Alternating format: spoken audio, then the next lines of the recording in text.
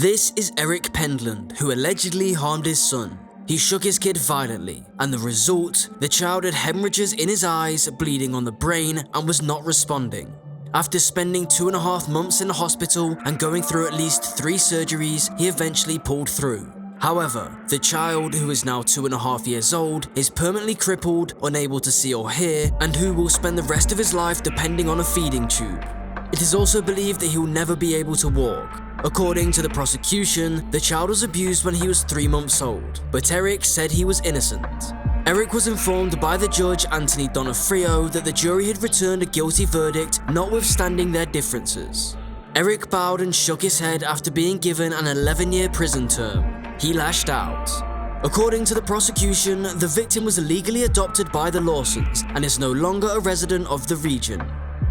This is Akiva McCrae from Detroit. In connection with the 2015 shooting that injured a kid and killed her mother Kenyatta Barnes, 22-year-old McCrae, who was first charged with 2 charges of possession of a handgun in the commission of a felony, 2 counts of open murder, and assault with the intent to kill.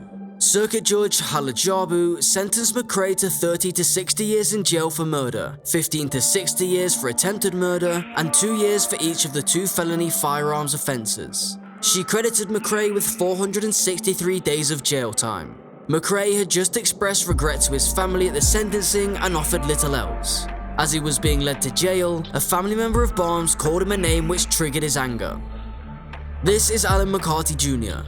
A threat to the judge, combined with threats against lawyers and a kid, led to a 20-year jail sentence for him after he was found guilty of threatening to kill Circuit Judge Stacia Warren after she made a decision against him in a child custody dispute. Judge Foxman gave the order for McCarty to leave the courtroom, but he continued to hurl expletives and racist epithets at the judge and state prosecutor.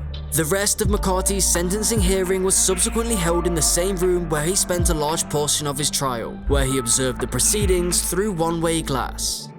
This is Michelle Blair, a native of Detroit. She was found guilty over killing 2 of her kids and then storing their corpses in a freezer.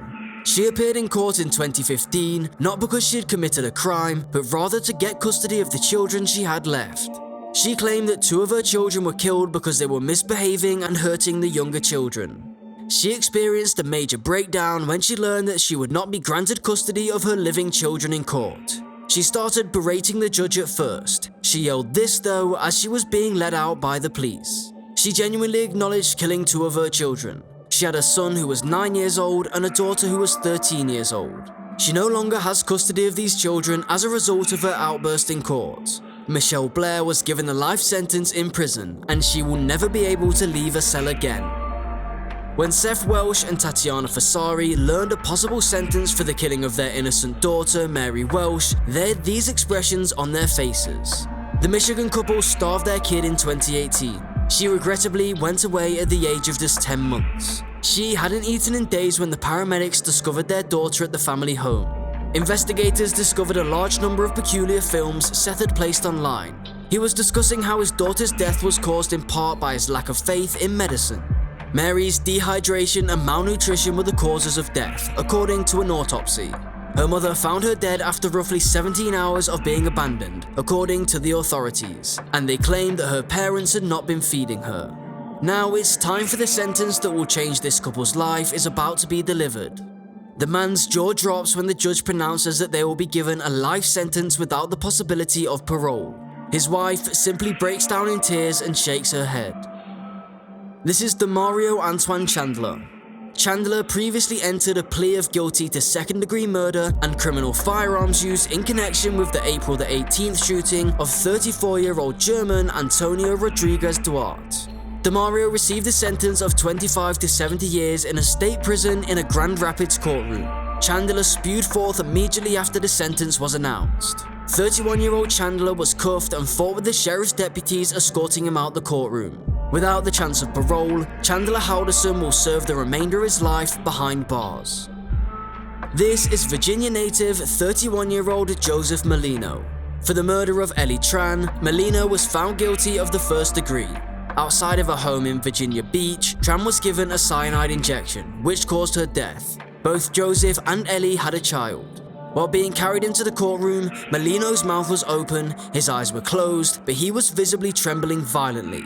But was it real or just a fake act?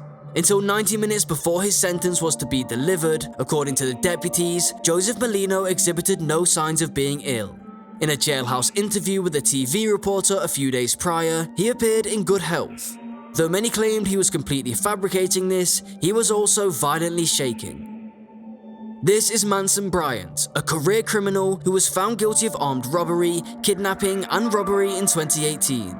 At his sentencing, he gave a self-incriminating statement in which he admitted to making a number of bad decisions, blaming drug use, and promising to do better going forward.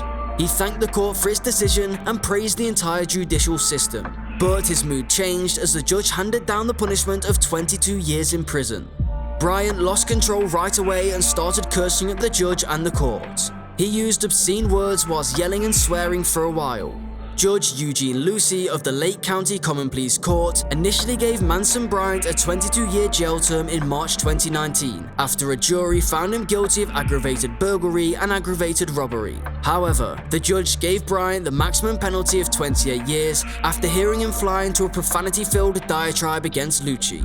Bryant's lawyers had requested a punishment equivalent to a co-defendant's 12-year sentence. Joseph Schwartz. He was a 101-year-old man who is receiving a 5-year prison term for his involvement in the Nazi concentration camp during World War II. The atrocities committed by Joseph during World War II led to his conviction. He allegedly participated in more than 3,500 homicides between the years 1942 and 1945, according to the prosecution. He was a watchtower guard in this prison camp who made sure that no prisoners could escape their punishment. Before being located and taken into custody, he lived in peace for 80 years. He was very embarrassed in court and covered his face with a blue folder. His trial was attended by a large number of families whose relatives were captives in the camp he worked at. Joseph received a 5-year prison term, which is hardly much for his role in 3,500 homicides. As he is already 101 years old, it is unlikely that he would escape from prison alive. Therefore, he will spend his final days confined to a cell. This is Darrell Brooks. He piled up 76 counts, including the murder of 6 people and the injury of numerous others by ramming his SUV through a gathering of spectators during a Christmas parade.